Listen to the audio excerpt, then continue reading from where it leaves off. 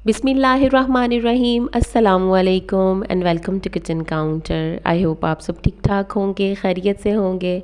तो जैसा मैंने कहा था कि मैं आपके लिए मफ़िन्स की रेसिपी लेके आऊँगी जो हम अपनी सावर क्रीम को यूज़ करते हुए बनाएंगे, जो 1-2 दिन पहले हमने बनाई थी। तो जनाब आज उसी रेसिपी के साथ हाज़िर हूँ। आज हम बनाना चॉकलेट चिप मफ़िन्स बना रहे हैं। देखें ये कितने सॉफ्ट और कितने मॉइस्ट बनते हैं। तो बहुत ईज़ी सी रेसिपी है, बिल्कुल सादा से देसी तरीके के साथ हमने 3 केले छील लिए हैं और इनको एक बाउल में डाला। इसी बाउल में हमने सारा काम करना है, तो आपके बहुत कम बर्तन लगेंगे, लेकिन बहुत ही आला चीज़ तैयार होगी। तो इन केलों को अच्छी तरह से मैश कर लेंगे। बिल्कुल अच्छी तरह पके हुए केले लीजिएगा जो सॉफ्ट भी हों। कच्चे केले के अंदर एक हार्ड सा पार्ट होता है जो सही से मैश भी नहीं होता, फिर उनका टेस्ट भी अच्छा नहीं आता। तो अच्छी तरह से इनको मैश कर लेंगे। बिल्कुल पके हुए केले हैं ये। आप इसके लिए फ़ोक भी यूज़ कर सकते हैं और किसी मैशर की हेल्प भी ले सकते हैं। अच्छी तरह से इनको मैश कर लेंगे। इसी बर्तन में अब हम डालेंगे पिसी हुई चीनी। मैंने सादा चीनी को ग्राइंडर में पीस लिया था। हाफ़ कप चीनी हमें चाहिए, वो इसमें डाल देंगे साथ ही। और साथ ही इसमें डालेंगे हम 1 अंडा। गर्मी है तो अंडे को चेक करके डालिएगा, कोई ख़राब अंडा ना हो। इसके बाद मेल्टेड बटर डालेंगे इसमें, होममेड बटर है ये। और अच्छी तरह से कप को भी साफ़ कर लेंगे ताकि मेजरमेंट्स ख़राब ना हो। इसके बाद ये सावर क्रीम है हमारी, जिसको हमने बनाकर फ्रिज में रख लिया था। इसको हम यूज़ करेंगे। पहले आप इसका टेक्सचर देख लें, 2 दिन के बाद भी कितनी अच्छी है ये, बिल्कुल स्टेबल है।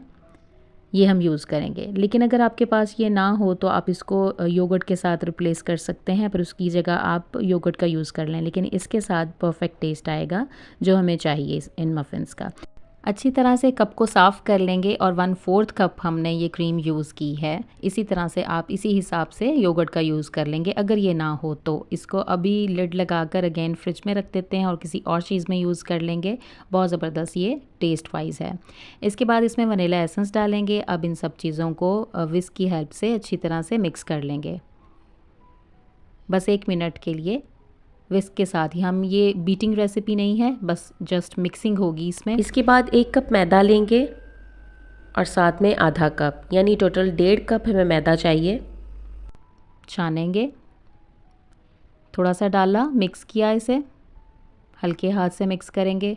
अगेन थोड़ा सा डाला। अभी हमने बेकिंग पाउडर और बेकिंग सोडा यूज़ करना है। बस ये जब ये थोड़ा सा मैदा रह जाएगा, फिर हम बेकिंग पाउडर और बेकिंग सोडा, ये देखें थोड़ा सा रह गया, इसे नीचे बर्तन रखेंगे, कोई सी प्लेट वगैरह। इसमें 1 टीस्पून हम बेकिंग पाउडर डालेंगे और साथ ही बेकिंग सोडा हम डालेंगे। नमक डायरेक्ट हम अपने बैटर में डाल देंगे, इसको छलनी में डालने की ज़रूरत नहीं है क्योंकि थोड़ा दानेदार होता है तो समटाइम्स छलनी से निकलता नहीं है। इसलिए बैटर में ऐसे ही नमक डालने के बाद इन ड्राई इंग्रेडिएंट्स को छानेंगे हम अच्छी तरह से। बस अब सारे ही हम एक बार में डाल देंगे। अब इसको मिक्स करेंगे। ये बैटर इस टाइम काफ़ी थिक सा होगा, बस आपने इसको ओवर मिक्स नहीं करना, हल्के हाथ से मिक्स करना है और विस्क ही यूज़ कीजिएगा, स्पैचुला यूज़ ना कीजिएगा, उससे आपके बैटर में लम्प्स पड़ने के चांसेस होंगे। बस हल्के हाथ से एक ही डायरेक्शन में घुमाते हुए इसको मिक्स कर लेंगे। इस टाइम पर हम अपने पतीले के नीचे फ्लेम ऑन कर देंगे। जिस पतीले में आपने बेक करना हो इनको, उसके नीचे फ्लेम ऑन करके 10 मिनट्स के लिए उसे प्री हीट कर लीजिएगा मीडियम फ्लेम पे। और अगर आप इसको ओवन में बेक करना चाहें तो उसे भी 10 मिनट्स के लिए प्री हीट कर लें। 170 डिग्रीज़ पर 25 to 30 मिनट्स के लिए आप इन मफ़िन्स को बेक करेंगे। जिन लोगों की चॉकलेट चिप्स मेल्ट हो जाते हैं उनके लिए एक इम्पॉर्टेंट टिप है कि यूज़ करने से 1 घंटा पहले उनको फ्रीज़र में रख दें, फिर वो ड्यूरिंग बेकिंग मेल्ट नहीं होंगे, अपनी शेप होल्ड रखेंगे। मैंने सेम काम चॉकलेट चंक्स के साथ किया था। मैंने चंक्स कट करके उनको फ्रीज़र में सिर्फ 1 घंटे के लिए रखा था और फिर उसके बाद वो बिल्कुल भी मेल्ट नहीं हुए।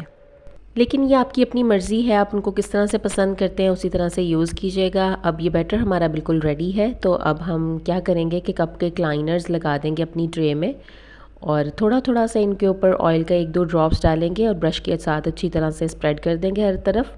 ये छोटे से बाउल में आपको चॉकलेट के पीसेस नज़र आ रहे हैं। मेरे पास चॉकलेट चिप्स नहीं थे तो मैंने चॉकलेट को छोटे छोटे चंक्स में कट कर लिया और उनको फ्रीज़र में रख दिया था। लाइनर्स हमारे अच्छे से ग्रीस हो चुके हैं और इनको 70 to 80% तक फिल कर देंगे इस बैटर के साथ। और मैंने इस बैटर के अंदर चॉकलेट चंक्स नहीं डाले, आप चाहें तो इसके अंदर फोल्ड भी कर सकते हैं और ऊपर से भी डाल सकते हैं। इस रेसिपी के साथ आपके 9 to 10 लार्ज साइज़ के मफ़िन्स रेडी होंगे, लेकिन ये 6 हैं और साथ में मैंने छोटा सा केक बना लिया था। और ऊपर इस तरह से चॉकलेट के पीसेस रख देंगे और इनको हम बेक करेंगे लेंगे। आपने देखा था स्टार्ट में कि इनका कलर कितना खूबसूरत था और ये कोको पाउडर के बगैर हैं, लेकिन इतना प्यारा कलर हमने पतीले में कैसे देना है वो भी आपके साथ शेयर करूँगी। तो फर्स्ट टाइम अगर चैनल पर आए हैं तो प्लीज़ सब्सक्राइब कर लें, और अगर ये रेसिपी पसंद आए तो इसे लाइक करना बिल्कुल ना भूलें। अब हमने पतीले में रख के, ये फ्लेम है हमारा, इसके ऊपर हमने बेक करना है इनको 25 मिनट्स के लिए। और ये जो बैटर हमारा बच गया था उसके लिए मैंने 5 इंचेस का एक पैन लिया है, उसके नीचे भी बटर पेपर लगा दिया है और साइड पर भी लगाने के लिए इस तरह से कट कर लेंगे हमें, तो केक को निकालने में हमें काफ़ी आसानी होगी। एक बारीक सी स्ट्रिप ले लेंगे हम और वो इसके कॉर्नर्स पे लगा देंगे। पहले थोड़ा सा ग्रीस करेंगे और फिर इस तरह से बटर पेपर को एडजस्ट कर देंगे। लेकिन एक चीज़ याद रखें कि पतीले को हमने प्री हीट जब किया तब ये फ्लेम नहीं था, तब मीडियम फ्लेम पे हमने उसको प्री हीट करना है। फिर उसके बाद जब हमने कपकेक्स रख देने हैं तो हमने ये फ्लेम करना है। सारा बैटर अभी हमने इसमें डाल दिया, ऊपर से थोड़ा सा इसको लेवल करके इसके ऊपर भी चॉकलेट के पीसेस इस तरह से डाल देंगे।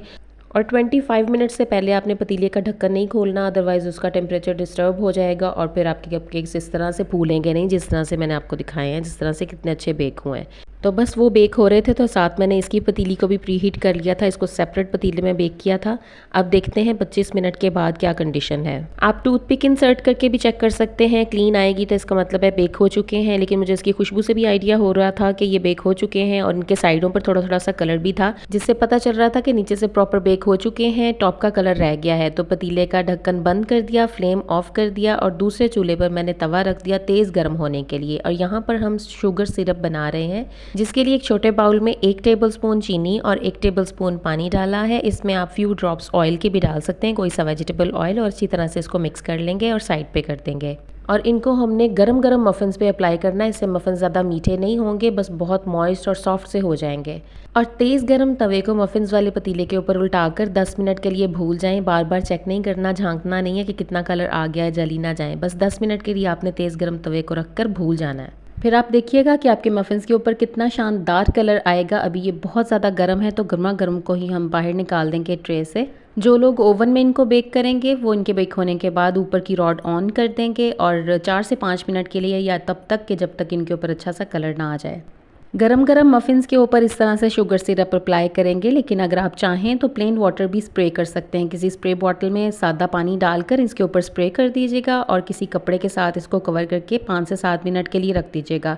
उससे ये मफ़िन्स बहुत सॉफ्ट और मॉइस्ट हो जाएंगे और इनके ऊपर एक बहुत प्यारी सी शाइन भी आ जाएगी। आपने देखा कि पतीले में जब ये बेक हुए तब इनकी क्या लुक थी, क्या ग्रेस थी, लेकिन जब हमने तवा उल्टा कर रखा तो देखें टोटली डिफरेंट इनकी लुक हो गई है। बेक तो पहले भी हुए थे, कच्चे तो वो नहीं थे, खाने लायक तो थे, लेकिन थोड़ी सी एफर्ट करके हमने पतीले में ही इतना शानदार कलर दिया। कोई कह सकता है कि विदाउट ओवन भी इस तरह इतनी ज़बरदस्त चीज़ बन सकती है। तो ये शौक़ की बात है और बेकिंग वही बंदा करता है जिसको शौक़ हो। तो थोड़ी सी एफर्ट के साथ हम बिल्कुल ब्रांड जैसी चीज़ तैयार कर सकते हैं घर में। तो हमारा केक भी इस टाइम बेक हो चुका था और उस पर भी हमने शुगर सिरप अप्लाई करके उसको भी थोड़ी देर के लिए कवर करके रखा। तो ये थी आज की रेसिपी, आपने ट्राई ज़रूर करनी है। सेम इसी तरह से पतीले में बनाइएगा और फिर भी मुझसे रिज़ल्ट शेयर कीजिएगा। और आपसे छोटी सी रिक्वेस्ट बस यही है कि वीडियो को लाइक और शेयर ज़रूर कर दीजिए। Thank you so much for watching. अल्लाह हाफिज़।